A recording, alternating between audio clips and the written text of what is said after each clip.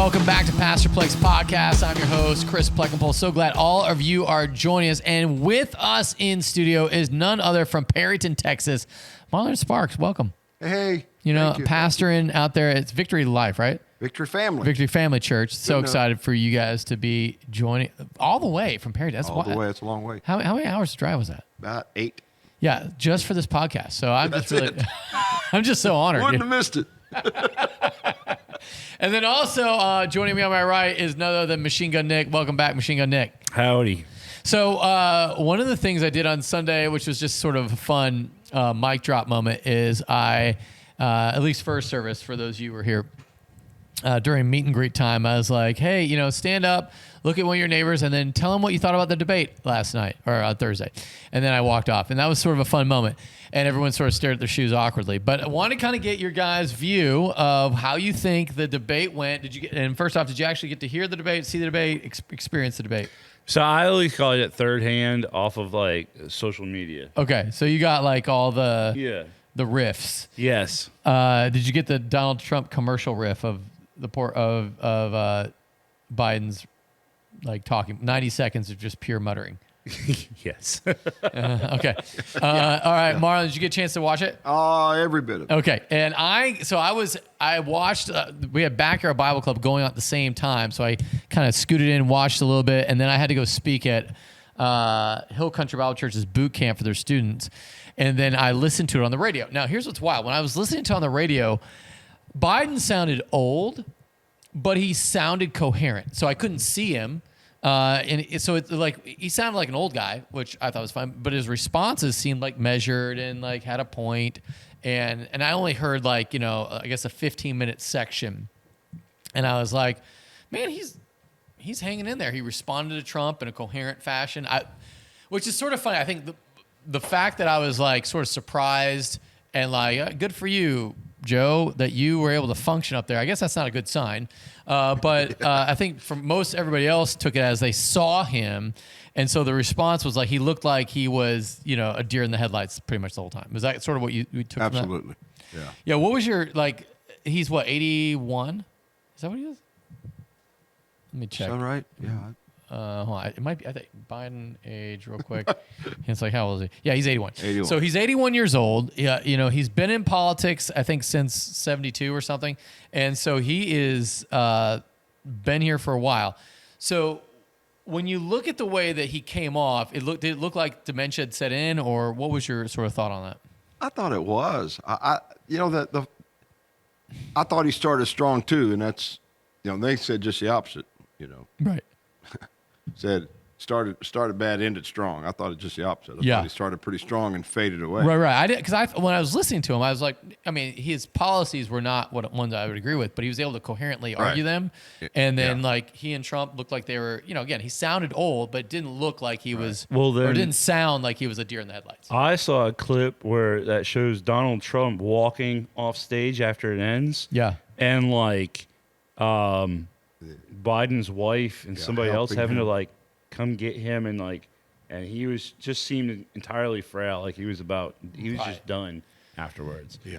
You know, and I don't know how many people saw that clip, but like, or if you saw it at the end, or they got it, they cut it before you could see that. Right. If you watched it, but it was really, really bad. Like, so I mean, pretty much the consensus is that it's not that he argued wrong points, because I think he stayed on his policies. I don't think there was anything you were sitting there going like, Joe Biden has switched or changed. It just was like, he was like, no. He looked frail, old, and like literally on the verge of death. Whereas Donald Trump, who's only like 4 years younger than him, looked more functional. And so you're like, you know, okay, all right. So it's interesting to me that, and I know this is the part maybe that I'm too like pragmatic. It seems to me that if you're the Democrats, why would you? Because everyone's been talking, they need to pull him. They're going to pull. He needs to resign. You know, you're hearing lots of calls from the Democrats. They need to quit. Right. But if you are a Democrat, who are you going to replace him with? The only person I could see would be Michelle Obama. What do you think?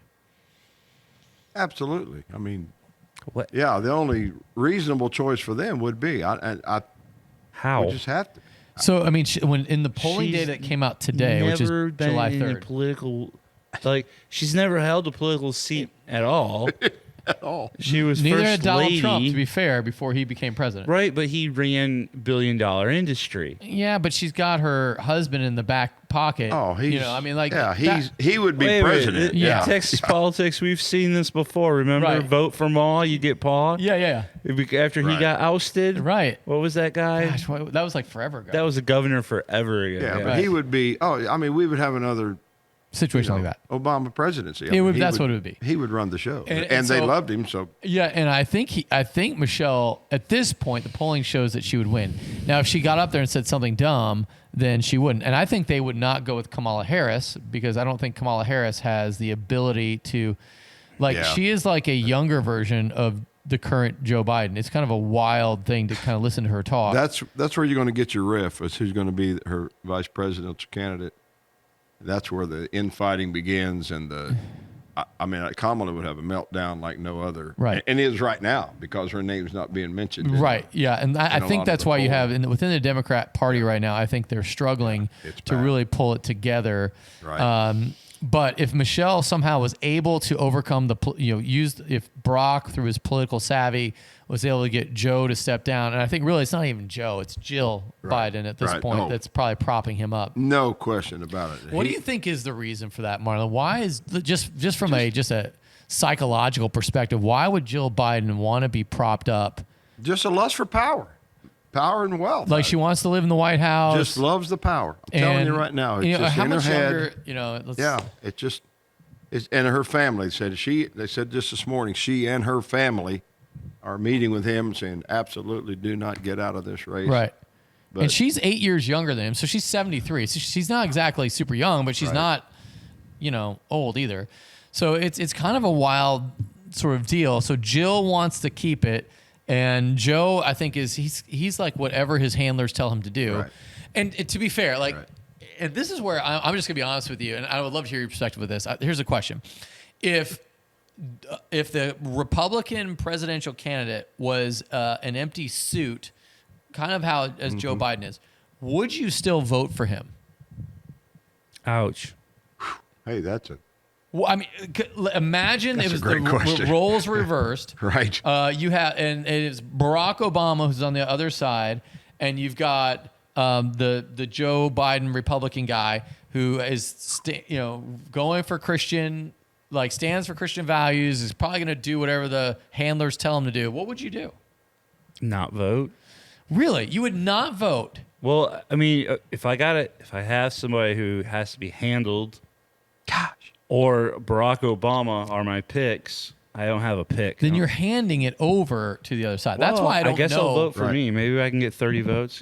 So I guess this is the dilemma. I think because I'd pretty much say you're a pretty stout conservative, red state person, right? I don't think there's 100%. And there's not a part of you that's like, I don't know, maybe the Democrats this time. No. So even you, but if you had a Joe Biden-esque person in your camp, you would just not vote. And that, I think, is exactly how what the Democrats are afraid of.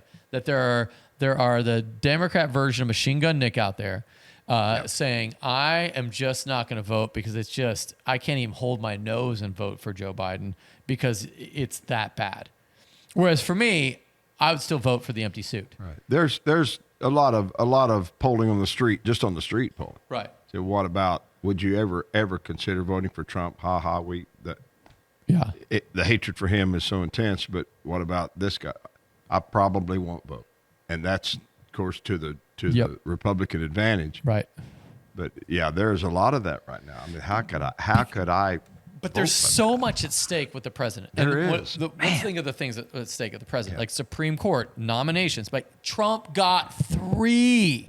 He flipped the Supreme Court, and like him or hate him, right? Let's just say you're a conservative person that Christian values, and you're like, I just can't stand Donald Trump because he is a hypocrite. He is,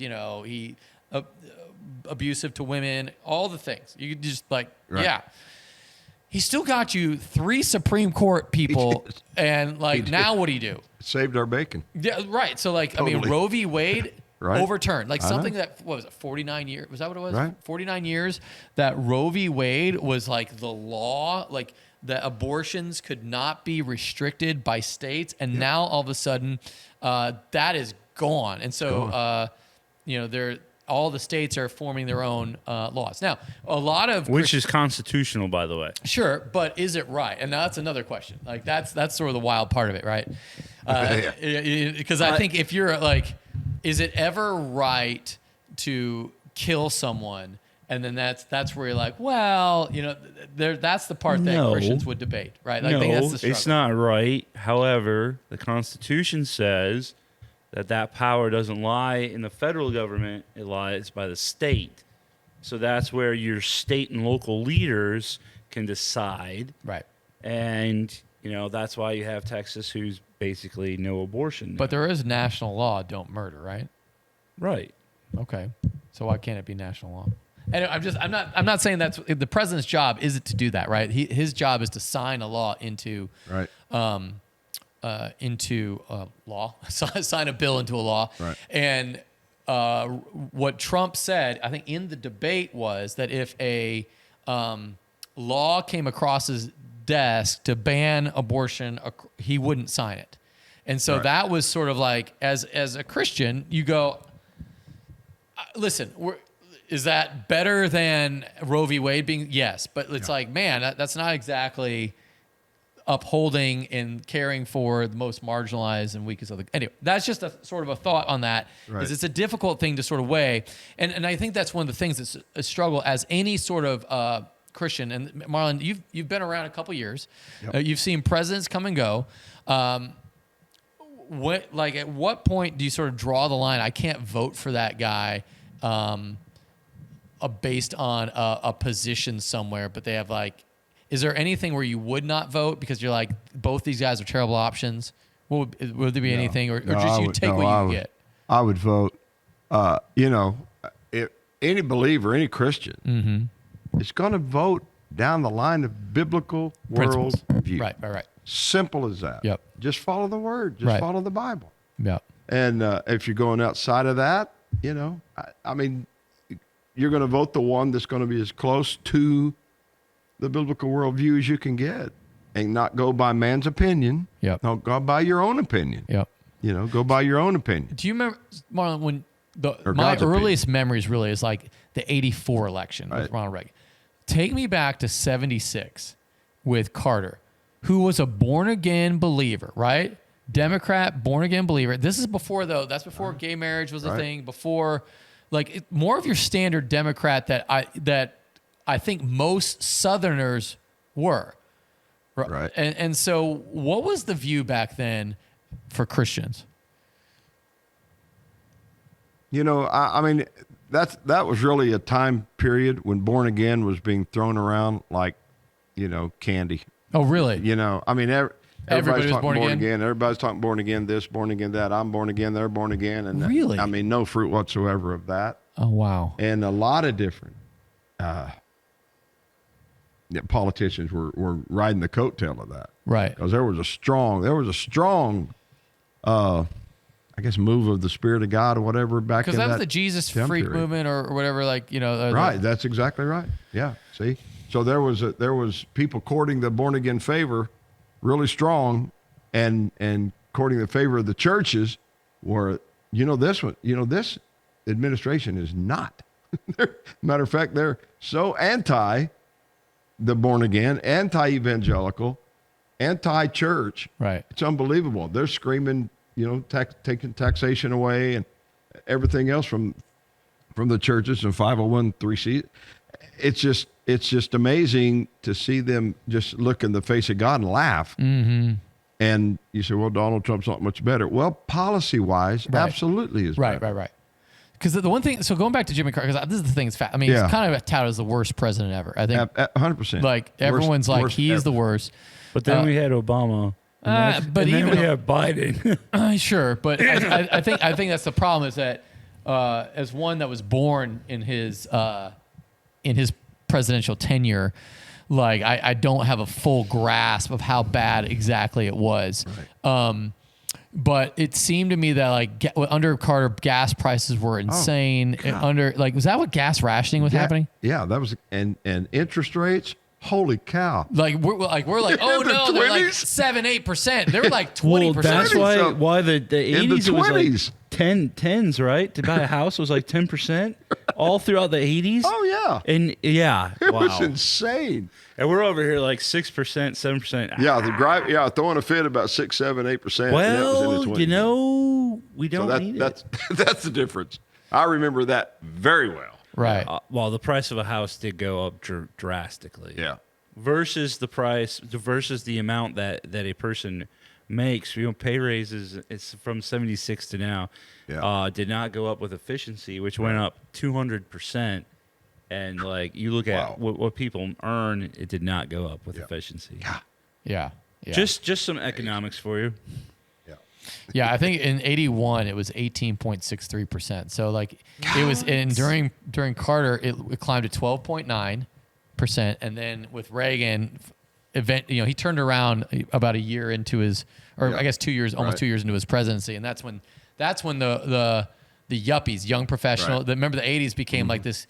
That's when everyone was doing coke and making money hand over fist. And true. That is just a wild. I mean, okay. So anyway, the reason I bring that up is it's like when I think about a guy that touted himself as a Christian, like I think Jimmy Carter, like that was he had the bona fides. He taught Sunday school. He did all the things. He was Baptist, and I don't know how Baptist it was back then, but sort of an interesting sort of kind of mindset. Anyway, I bring that up just because is Carter, and again, this is just your opinion from, a guy that just was alive and functional at that time. But like, do you think it's worse now, or is it just more polarized now? I think it's worse now.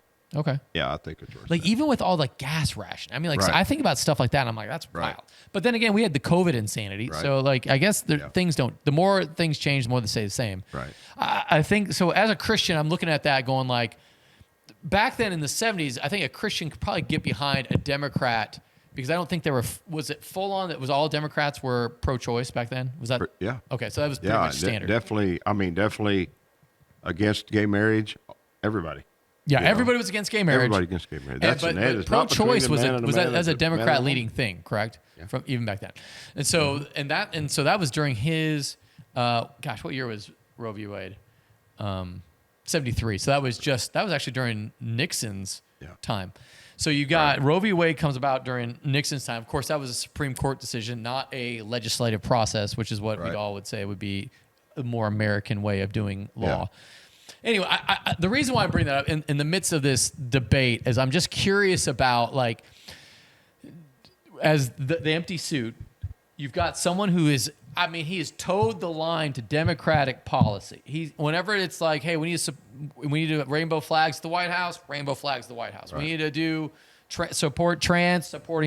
Even when it goes against like what would be politically wise, I think, for Biden, he toes the party line. And I think that's why I asked you, if you had an empty suit who would toe the party line as far as being conservative, you're like, I still wouldn't vote for him. I don't think the Republican Party would push that person. You got to scrap just to get that. Unlike the Democratic Party, and this is the difference, is the Democratic Party, the party nominates the candidate, right? Yep. They don't have to win by popular vote. The Republican Party is the opposite. You've got to hold that majority vote. You see, like, that's how they run. No, they still do. They have the Republican National Convention, the Democratic National Convention. Right, but you got to get the votes. They still have to vote. Right, but exactly. We got to go out there and vote and say, hey, we want Trump. He gets 50% of that vote. Of course, no one else is going to beat him. Where on the Democratic side, that's not really how they do it. The party convenes and is like, this is the candidate. Yeah, so that's been like that forever. So I think the reason why what commentators are saying, the reason why they pushed the debate to this early for the first one is that whenever the Democratic National Convention happens this year, which is going to be, I'm not sure when it's going to be, but it's like this coming up.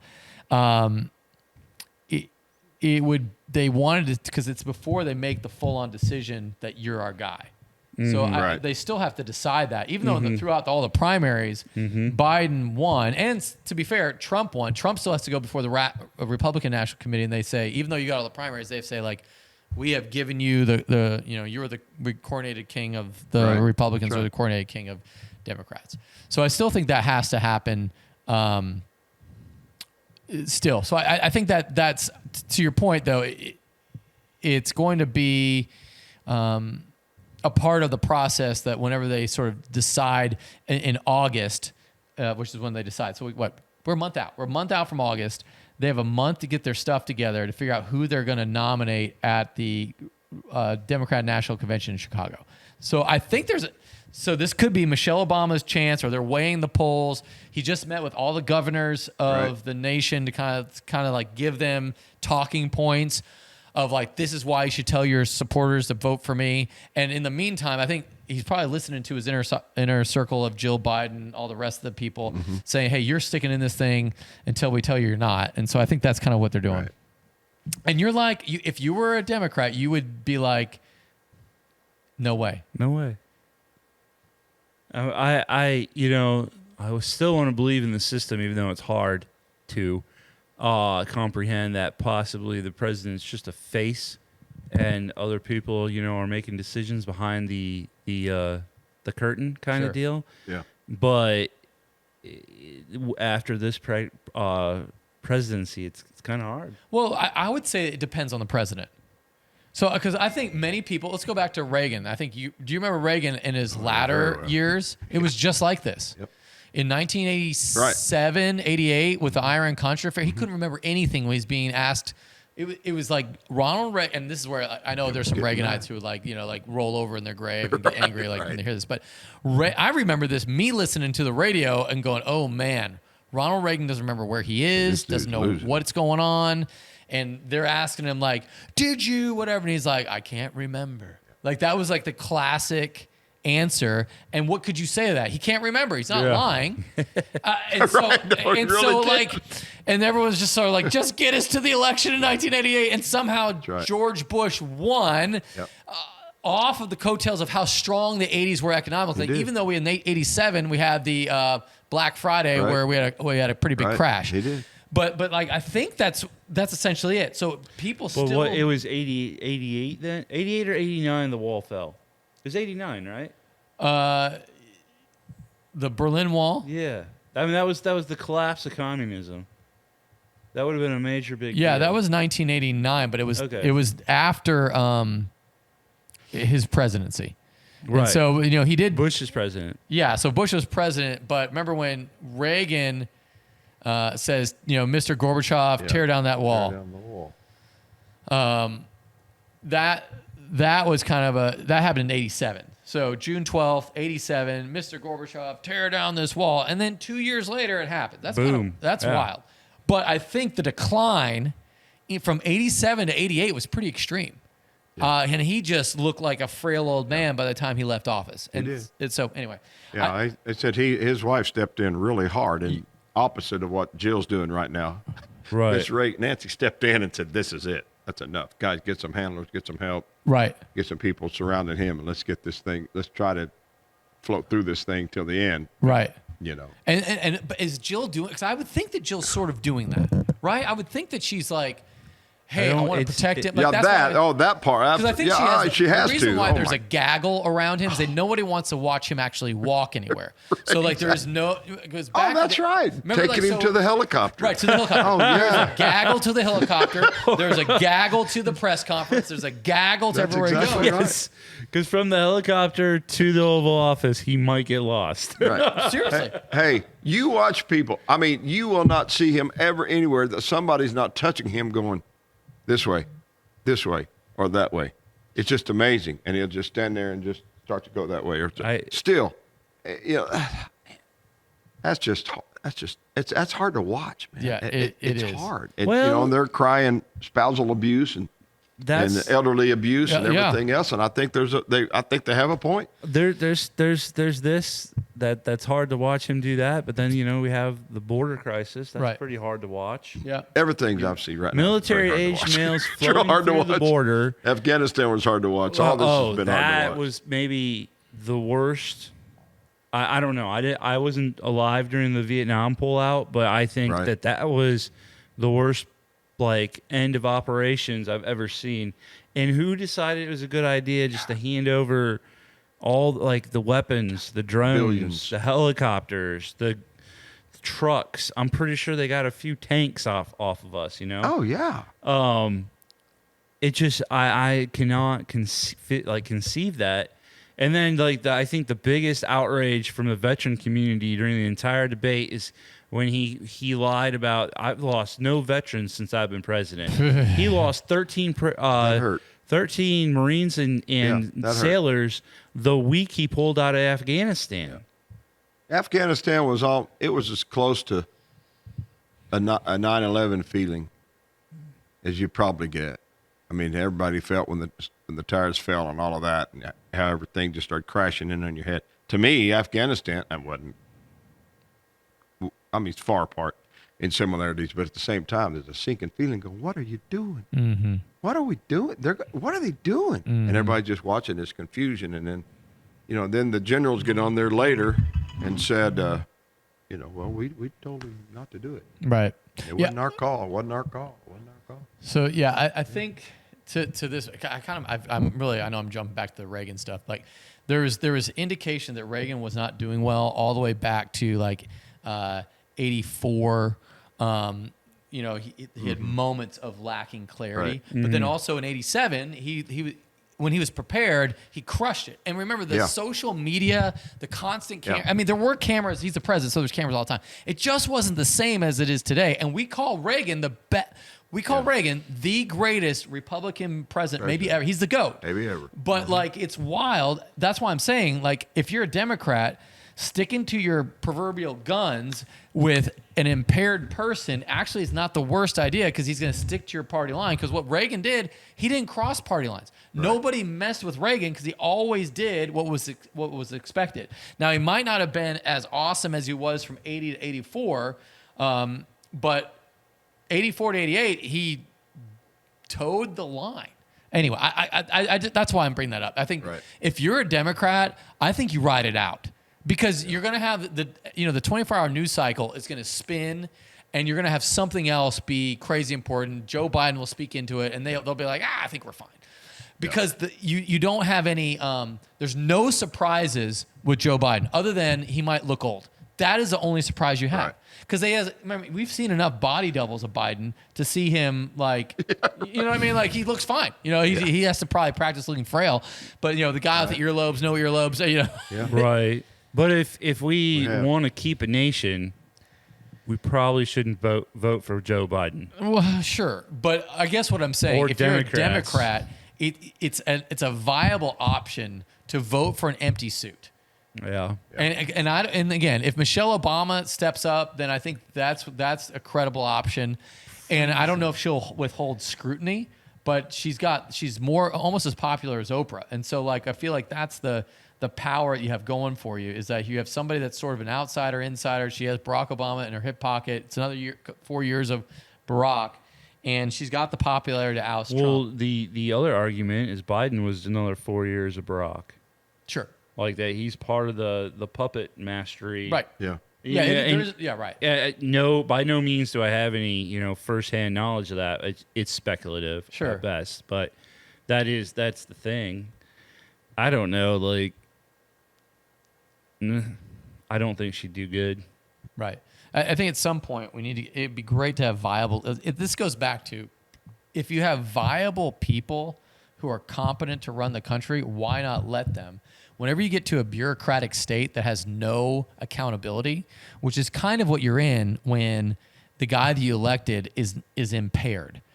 And so it boasts well for the party in power when your incumbent is impaired, because there's no surprise. He's not going to flip a switch. He's not going to get afraid of, or have a moment of emotional barrier that he can't function in something other than he is physically unable to perform. So anyway, all that to say, I think that's about it. That's why I think that this is such an interesting conversation to sort of watch the presidential debate come forward. And then as a Christian, I love the way you want somebody in there that can actually stand up for the country, go toe to toe with world leaders, and you would want that because it's not like the handler is going to be able to step up and talk to Vladimir Putin. Right. It's not like the other handler is going to be like, "Hi, I'm the bureaucrat that wrote the speech, President Xi Jinping.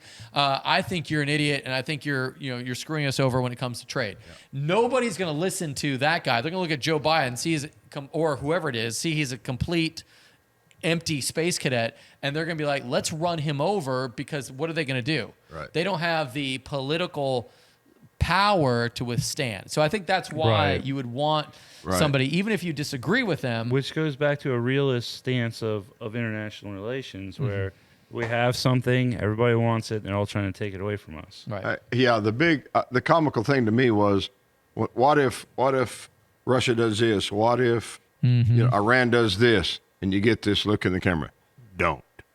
And they do, and nothing happens. Right. If Trump would have said don't, there'd be a greasy spot. Oh, yeah. And everybody knew it. Well, and that's why. And they knew it. And whenever, remember power, strength of power. Kim Jong-il, he's like, hey, Rocket Man. Like the fact he would call him Rocket Man. Oh my God. You're just sitting there going, I can't believe this is happening. Like, they're cringing, and I'm loving it. I'm like, come on. Oh, man, I love that. That was maybe one of the best you've got things to ever. show the tough. Rocket and man, this has been horrible. Come on, Rocket Man, what? and the whole time they're calling it, or Trump's calling him Rocket Man. If you watch the left, they're like, oh my gosh. Oh, loser. You are going to trigger the World War III. Right. And then he's like, no, he just ignores that, right? And then as soon as he flipped the script and actually sat down with the guy, right, with Rocket Man, the left switched their bill, flipped their out, and they're like, how can you sit down and have peace talks with him? He's a civil rights up the, and Trump's like, how's he gonna win this? Yep. Like, where's the win-win? But I think that's why you want a competent, functional person. Yes. Not for domestic policy, because whatever your domestic policy, it's going to be the status quo. It's for the international policy of having to navigate the strength and protection. Like, because one of the primary thing that, one of the things that a president is the commander-in-chief. And so he is responsible for defending the country from all enemies, really foreign and domestic, obviously. But that's where, when you think about China, you think about Iran, you think about Russia, you think about all the conglomerates that are looking to take America down, and you're like, man, who do you want to go and do battle? And that's where I'm like, man, I think at some point, even the Democrats at this point are going to say, like, I need somebody functional enough to go in and step and go toe to toe. Yep. Well, and my other point on that is I think domestically too, you have to be careful in who's running the show, because even though outside we could be strong, but if we're weak on the inside, there's our reach. Weak on the inside. What do you mean, like economically speaking? Sure. Right. Like 10,000 jobs lost the first freaking year Biden was in office when he pulled the pipeline. Mm-hmm. That was the Keystone Pipeline, right? Yeah. And there's been other job losses since then, and especially talking about the problem. Not that I don't criticize Joe Biden. The unemployment is a historically low rate under him. Yeah. So like overall, he's got. That wouldn't be your argument. In fact, the reason why this is what's sort of wild. Just only reason I know this because I'm watching the Fed's interest rates. Oh. The reason why the Feds have not cut rates is because our employment history is too strong. That's a way. So we're making too much money for them to cut the rates. Yep. Yeah, well, the Fed's unconstitutional anyways. Don't get me started. Fair enough. But not that I'm saying that Joe Biden is awesome by any stretch, but the unemployment is at its lowest. Wow. Yeah. It's like even lower than it was under Trump. Yep. Maybe that was Trump's policy. Well,